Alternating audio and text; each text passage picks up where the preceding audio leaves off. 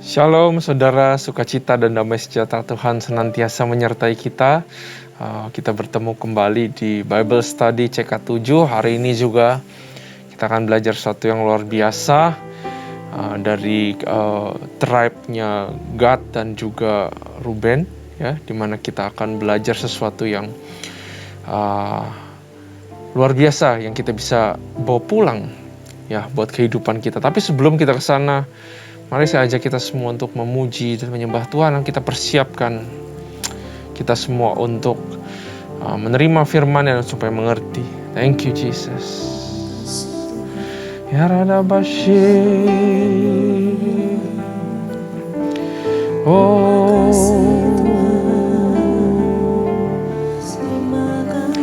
Ya Rada Bashi.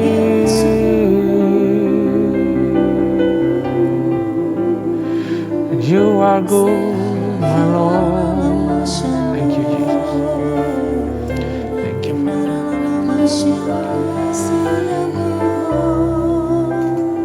Oh.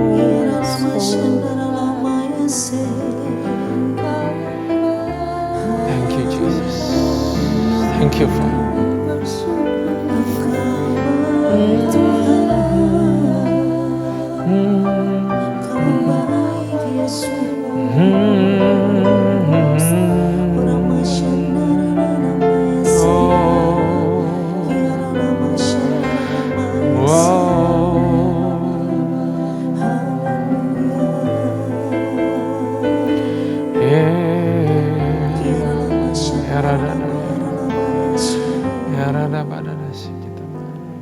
Ku tahu Bapa peliharaku, Dia baik, Dia baik. Ku yakin Dia selalu sertaku. Dia baik bagiku. Ku tahu Bapa peliharaku, Dia baik, Dia baik. Ku yakin Dia selalu sertaku. Dia baik bagiku. Lewat badai cobaan, semuanya mendatangkan kebaikan. Ku tahu Bapa peliharaku, Dia baik bagiku.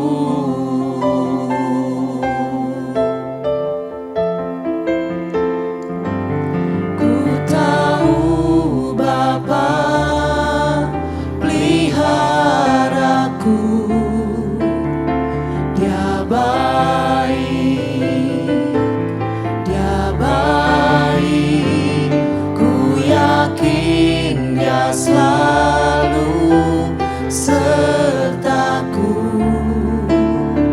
Dia baik bagiku. Lewat badai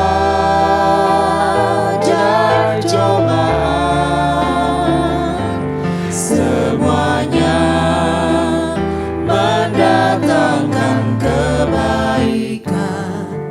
Ku tahu Bapa peliharaku, Dia baik bagiku.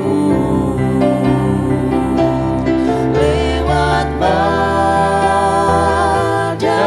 cobaan, semuanya mendatangkan kebaikan.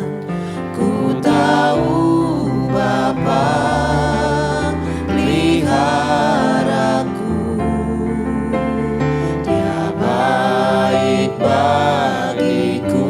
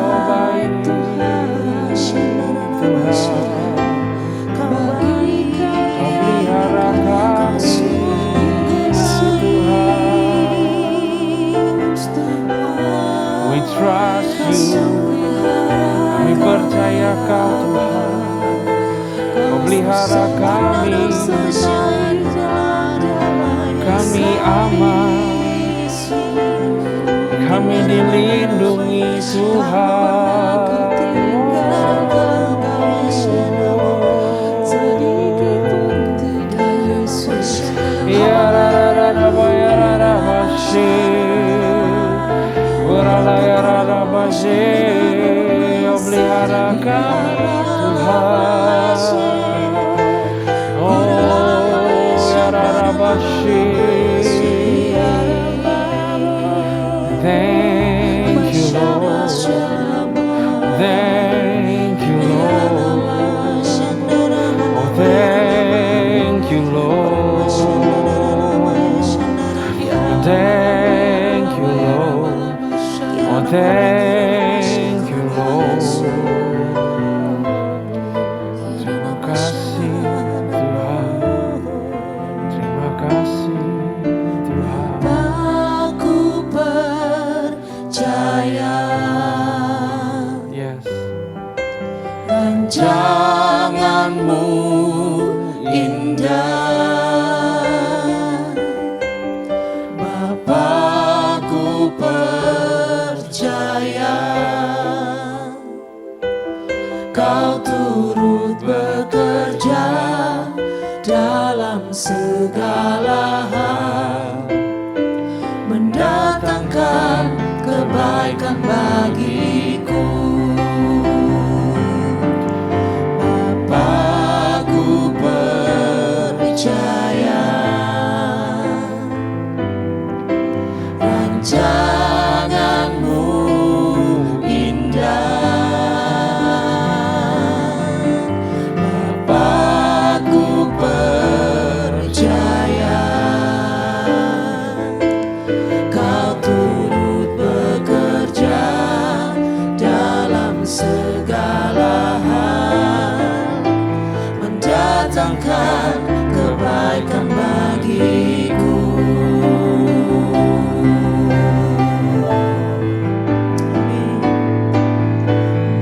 Bapa, ku percaya rancanganmu indah. Bapa, ku percaya Kau turut bekerja dalam segala hal, mendatangkan kebaikan bagiku. Bapa, ku percaya rancanganmu indah. Bapa, ku percaya Kau turut bekerja dalam segala hal, mendatangkan kebaikan bagiku. Kau turut bekerja dalam segala hal, mendatangkan kebaikan bagiku. Kau turut bekerja dalam segala hal, mendatangkan kebaikan bagiku.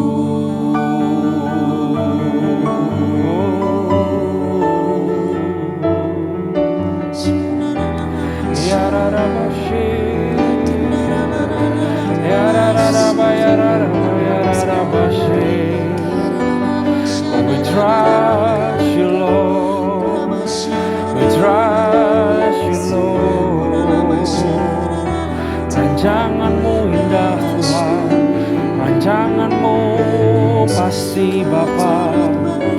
Kami aman di tanganmu Tuhan. Oh, yarararabashi, yaradaba, yaralah, yaradabashi. Terima kasih Tuhan, terima kasih. Thank you Jesus, thank you Jesus. Kami percaya dan kami berterima kasih rancanganmu selalu pasti dan indah buat kami Tuhan. We thank you for everything. Kami terima kasih Kau setia sama kami. Kau selalu menolong kami. Kau selalu pelihara kami. Dan rancangan-Mu selalu ada buat kami. Yaitu rancangan damai sejahtera dan bukan rancangan kecelakaan. Rancangan yang menaikkan kami dan bukan menurunkan kami. Rancangan yang melindungi kami dan mendewasakan kami. Thank you Jesus. Thank you Father. Kami mau belajar firman-Mu. Di bilangan pasal 32. Di mana kami percaya kami akan banyak belajar sesuatu yang luar biasa pada hari ini. Berkati lidah bibir hamba-Mu. Supaya katakan hal-hal yang berasal hanya daripada-Mu. Jauh melebihi daripada yang hamba sudah persiapkan. Kami siap untuk belajar, berkati kami semua. Hanya di dalam nama Tuhan Yesus, kami siap. Haleluya. Amin. Salam sukacita sekali lagi saudara dan juga damai sejahtera buat kita semua. Mari kita siapkan Alkitab kita seperti biasa. Dan kita buka bilangan pasal 32. Jadi ini sudah perjalanan harusnya sudah berlanjut lagi setelah upeti dibagi-bagi. Setelah mereka mengalahkan dan conquer Moab dan juga Midian. Ya, dan ini akan terjadi penyerahan daerah terhadap Bani Ruben dan Bani Gad. Ya, yang katanya ternaknya banyak, saudara. Dan di sini Tuhan akan ngajarin banyak hal. Ada tentang zona nyaman, ada tentang bagaimana Tuhan ajarin kita supaya nggak settle for less. Untuk melihat bahwa rencana dan rancangannya itu jauh lebih besar daripada kita, jauh lebih baik daripada yang kita pikirkan yang sekarang sudah baik. Justru Tuhan menyediakan yang jauh lebih baik sebenarnya daripada yang kita pikir itu sudah baik. Ya, nah, kita akan belajar banyak. Nah, mari kita baca sama-sama bilangan 32. Penyerahan daerah sebelah timur Sungai Yordan. Adapun Bani Ruben dan Bani Gad ternaknya banyak. Banyak juga karena Tuhan, ya. Berapa ratus ribu itu mereka jarah dari bangsa Midian. Banyak sekali dan banyak ini udah bikin mereka rasanya udah nggak usah ngapa-ngapain, saya bisa hidup sampai mati aja gitu. Nggak perlu lagi mengejar apa-apa lagi gitu. Saking sudah berlimpahnya. Ketika mereka melihat tanah Yezer dan tanah Gilead tampaklah tempat itu tempat yang baik untuk peternakan. Lalu datanglah Bani Gad dan Bani Ruben dan berkata kepada Musa, Imam Eleazar dan para pemimpin umat itu, Atarot, Dibon, Yezer, Nimrah, Hesibon, Eleale, Sebam, Nebo, dan Beon. Negeri yang telah dikalahkan Tuhan untuk umat Israel itulah suatu negeri yang baik. Untuk peternakan dan hamba-hambamu ini memang ada ternaknya. Ya.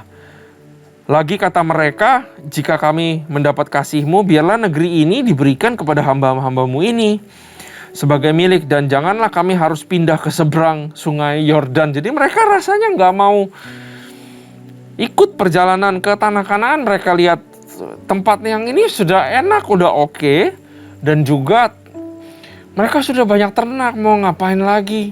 Ya, bahasa zaman now-nya mereka udah mager.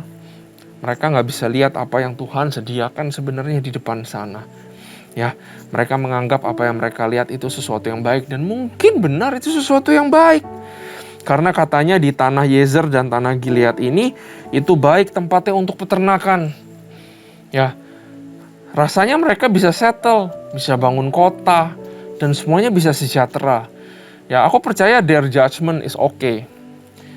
Tapi jangan lupa untuk serahkan kita punya penglihatan atau plan dan dibandingkan sama yang di atas Tuhan. Masa iya Tuhan gak berikan jauh yang lebih baik ya? Perjalanan sama Tuhan itu harus perjalanan harap-harapan, saudara. Jangan rasanya, udah saya udah dikasih sama Tuhan segini ya segini. Ini bukan urusan serakah. Ya, tapi Roh Kudus, Roh Tuhan yang ada dalam kita itu roh yang gak bisa hanya diteropongin, oh ya cuman segini doang gitu. Tapi selalu ada yang baru, selalu ada yang lebih. Tuhan bisa pakai kita lebih. Tuhan bisa berkati kita lebih apabila kalau hati kita mau berkati orang, Tuhan bisa berkati kita lebih. Kadang-kadang kita udah settle for less, udah gini aja. Sudah rasanya puas diri aja. Udah enak, udah ada segala sesuatu. Ya. Tapi kadang-kadang kita lupa tanya ke Tuhan. Tuhan masih ada plan apa buat saya? Ya. Ayat 5.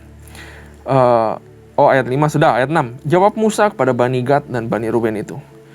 Masa akan saudara-saudaramu pergi perang dan kamu tinggal di sini? Mengapa kamu hendak membuat enggan hati orang Israel untuk menyeberang negeri yang diberikan Tuhan kepada mereka? Kamu bisa jadi virus loh. Kalau kamu nggak mau ikut perang ke sana, nanti yang lain juga mau di sini aja diem. Udah enak, udah nggak usah perang lagi. Lo jarah bangsa bisa dapat ratusan ribu ekor, udah ngapain lagi masuk ke tanah Kanaan.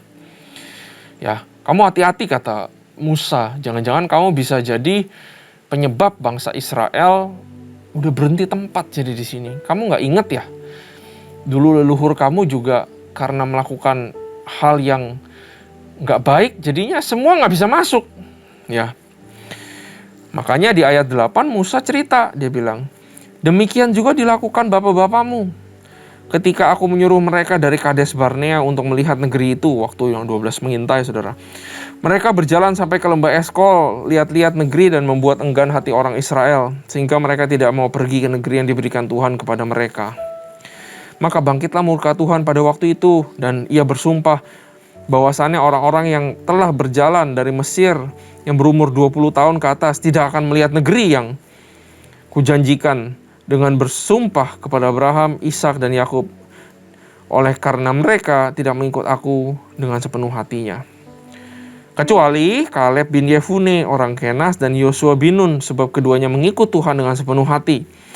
Sebab itu bangkitlah murka Tuhan kepada orang Israel, sehingga ia membuat mereka mengembara di padang gurun 40 tahun lamanya, sampai habis mati segenap angkatan yang telah berbuat jahat di mata Tuhan. Dan sekarang kamu bangkit. Kamu sekarang mau jadi bapak-bapakmu yang dulu kayak gitu ya. Bangkit ganti bapak-bapakmu, suatu kawanan orang-orang berdosa, untuk menambah lagi murka Tuhan yang menyala-nyala kepada orang Israel itu.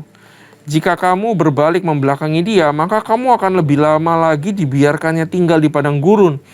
Dan kamu akan membawa kemusnahan atas seluruh bangsa ini. Jadi Musa ini pinter, saudara. Dia itu nggak langsung ngecap, wah kamu ini kok begini, begitu segala macam. Tapi dia sebagai seorang pemimpin, saya melihat pribadi Musa sudah bertumbuh sedemikian rupa, di mana dia bisa pakai argumentasi yang sangat baik untuk membujuk bangsa ini, tribe Ruben dan juga tribe Gad, saudara. Dia ceritakan dulu leluhurnya begini. Kalau kamu sekarang begini lagi, apa bedanya kamu sama bapak-bapak kamu? Jangan-jangan bukannya kamu dapat tanah yang di Gilead ini sama Yezer ini, jangan-jangan Tuhan bahkan murka lagi. Dan kamu macam-macam sih, gitu, kata si Musa. Hebat Musa ini. Bukan melampiaskan kekesalannya dia, tapi mencegah supaya bangsa ini nggak kena hukuman dari Tuhan. Itu pemimpin. Makanya saya sekarang ngerti, saudara, kalau kadang-kadang pemimpin kita suka keras. Artinya bukan dia nggak sayang kita, dia justru sayang kita. Dia nggak mau kita kena hukuman dari yang di atas. Karena nggak semua bisa terima atau handle hukuman dari Tuhan. Tuhan mencintai kita. Tapi tabur tuai juga ada. Firman yang sudah diberikan tentang tabur tuai nggak bisa ditarik kembali. Makanya kadang-kadang kita suka diomelin, kita suka ditegur, apa segala macam. Itu untuk kebaikan kita semua. Ya, bukan untuk main enak aja, ngebos atau perintah-perintah atau ini semua. Supaya kita nggak kena hukuman di hadapan Tuhan. Para pemimpin, ya, mari kita pikirkan domba-domba kita. Hal-hal apa yang mereka kira-kira bisa kecolongan untuk lakukan dan kita biarkan aja, yang nanti dia rugi sendiri. Ya, karena mungkin dihukum sama Tuhan atau dapat sesuatu yang karena kebodohan mereka. Ya. Nah, bangsa bangsa Israel ini dua bangsa mulai menjadi virus. Ya, mereka lupa 400 tahun leluhur mau keluar dari bangsa Mesir ke tanah Kanaan. Tapi sekarang tinggal sepotong lagi. Karena mereka udah merasa aman dan nyaman berada di zona nyaman. Mereka rasanya di sini udah cukup baik. Mereka lupa yang di depan sana lebih baik lagi. Jadi saudara, kalau sekarang sudah cukup baik, ingat, di depan bisa lebih baik. Karena Tuhan beserta kita. Apalagi kalau sekarang lagi jelek, di depan pasti bisa lebih baik. Itulah perjalanan sama Tuhan kita. Ya. Musa pengen mencegah adanya demoralisasi, ya, turunnya moral terhadap semua bangsa Israel. Ini adalah pemimpin yang hebat. Dia melihat ada satu hal, bibit pemecah belah, bibit yang bisa menjadikan bangsa Israel nggak ketemu tujuan yang sudah Tuhan berikan. Dan Musa tahu benar ini. Makanya Musa bisa dibilang tanda kutip, dia cukup kaget dan dia cukup marah terhadap orang-orang ini. Ya, makanya dia bilang, kalau kamu nggak mau masuk ke tanah Kanaan, nanti yang lain nggak mau ikut masuk. Musa bisa dibilang orang yang dulu gagap. Orang yang dulu bilang ke Tuhan, Tuhan, Harun aja yang jadi pemimpin. Orang yang diragukan sama kakaknya sendiri, Miriam. Tapi sekarang jadi pemimpin yang sangat luar biasa. Yang dia bisa lihat bahwa ada satu masalah yang kecil bisa jadi besar. Dan ini yang bisa mencegah bangsa Israel itu ketemu destininya Tuhan. Musa konfrontasi pemimpin dari Gad dan Ruben face to face dengan confidence. That's pemimpin. Enggak tunda-tunda untuk konfrontasi seseorang yang kita tahu dia bisa salah. Kebanyakan pemimpin atau kita semua kakak rohani, ya udahlah merem sebelah mata. Musa nggak merem sebelah mata. Dia tahu apa yang bisa menyebabkan murka Tuhan, apa yang tidak. Itu yang menyebabkan saya betah di CK7. Ini kalau saya boleh curhat. Karena saya percaya pemimpin-pemimpin kita, ya, Dr. Yanto, Pak Niko, ya, dia pemimpin yang tahu apa yang kalau kita lakukan bisa menyebabkan murka Tuhan apa enggak. Makanya kadang-kadang ada peraturan yang keras. Dan saya mengerti hati yang baik di balik semua itu. Yang kita belajar dari firman ini juga, saudara. Nah, ayat yang ke-16 kita lanjut. Tetapi mendekatlah mereka kepadanya serta berkata. Nah, bangsa Ruben dan tribe Ruben dan Gad, saya yakin sudah mengalami perubahan pikiran. Karena sebelumnya nggak masuk akal kalau ikut nyeberang. Ngapain toh orang mau diem di tanah ini? Kalau diem di tanah ini, istri, anak, dan orang-orang tua, ya memang mereka mungkin menggembala, kerjaannya berternak ya. Tapi kan tetap harus ada prajurit-prajurit yang melindungi. Karena kan di daerah padang gurun ini semua kan banyak bangsa-bangsa yang bisa saling menyerang. Pasti dari awal mereka udah pikir sudah Ruben dan Gad keluar ya dari rombongan. Ya. Tapi karena dikonfront sama Musa, nah bangsa ini dengar juga loh. Ya. Makanya kita jangan anggap kata pemimpin itu cuman nyentuh kuping doang, nggak masuk sama sekali. Kita kadang-kadang harus dengar, saudara. Ya. Ayat 16. Kami hendak mendirikan kandang kambing domba di sini untuk ternak kami dan kota-kota untuk anak-anak kami. Tapi kami sendiri akan mempersenjatai diri dan dengan bersegera kami akan berjalan di depan orang Israel. Sampai kami membawa mereka ke tempatnya, sementara itu anak-anak kami akan tinggal dalam kota-kota yang berkubu oleh karena penduduk negeri ini. Kami tidak akan pulang ke rumah kami sampai setiap orang Israel memperoleh milik pusakanya. Luar biasa. Sebab kami tidak mau menerima milik pusaka di seberang sungai Yordan sana dan seterusnya. Apabila kami mendapat milik pusaka di seberang sungai Yordan sini, di sebelah timur. Lalu berkatalah Musa kepada mereka, Jika kamu hendak berbuat demikian, jika kamu hendak mempersenjatai diri untuk berperang di hadapan Tuhan, dan setiap orang dari kamu yang telah bersenjata hendak menyeberang sungai Yordan di hadapan Tuhan, sampai ia menghalau musuh-musuhnya dari hadapannya, sehingga negeri itu takluk di hadapan Tuhan.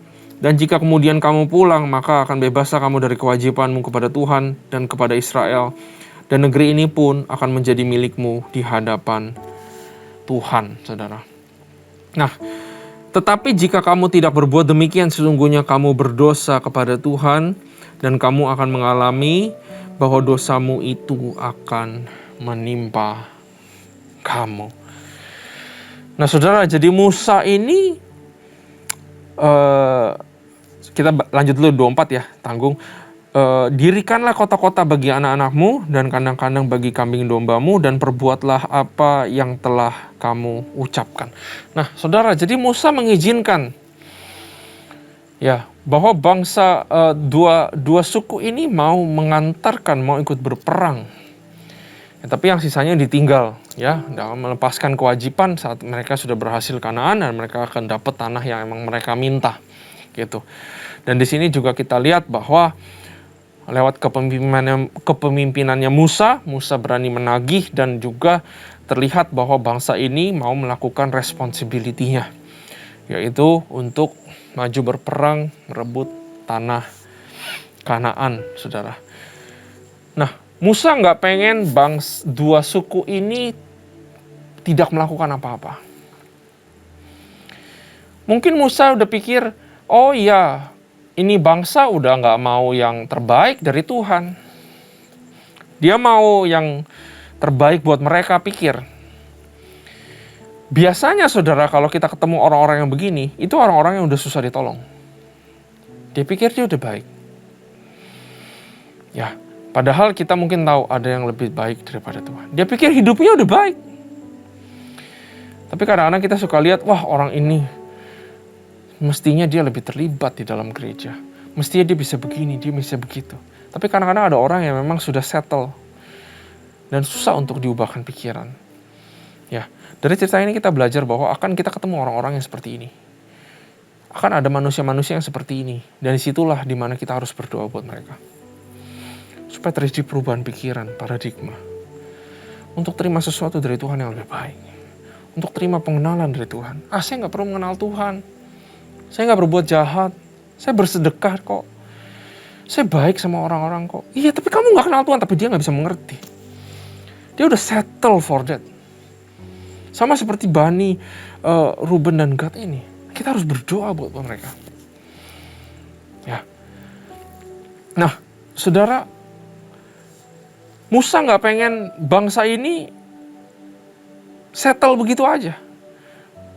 Bangsa ini harus melakukan sesuatu untuk purpose-nya Tuhan. Kalau mereka bisa lakukan, mereka harus melakukan. Makanya Musa izinkan ini semua. Karena kita tahu bahwa tidak berbuat apa-apa juga bisa jadi itu adalah dosa.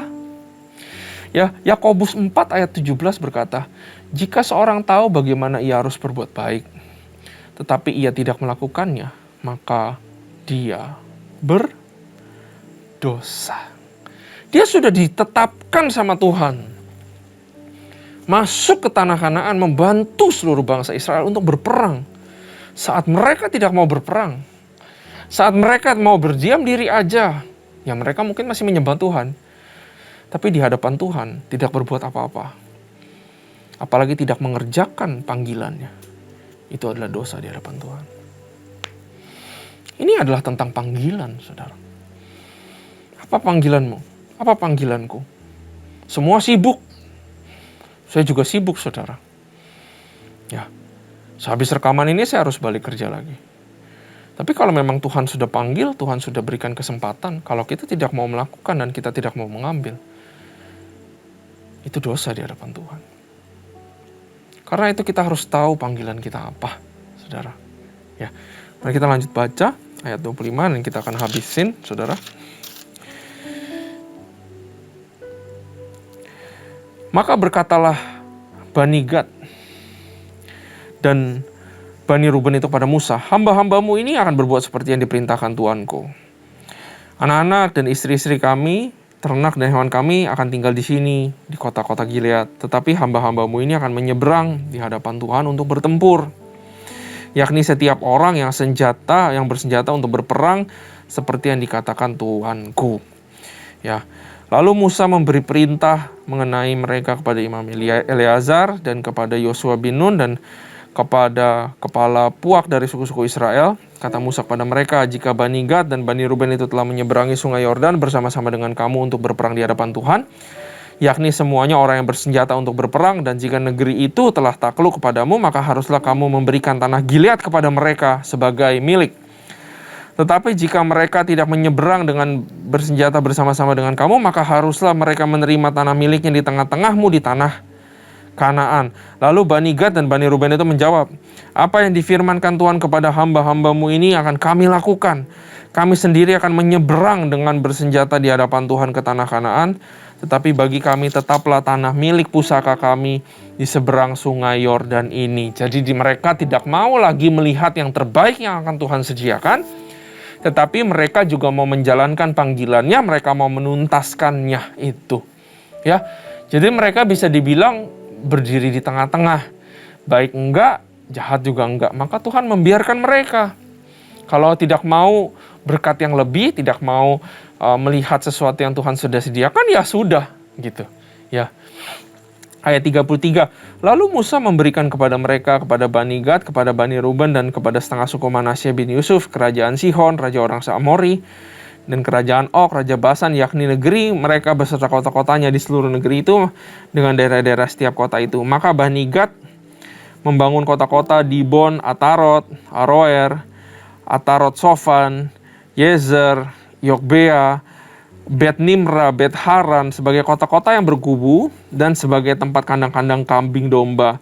Dan Bani Ruben membangun kota-kota Hesbon, Eleale, Kiryataim, Nebo, Baalmeon dengan mengganti nama-namanya dan Sibma.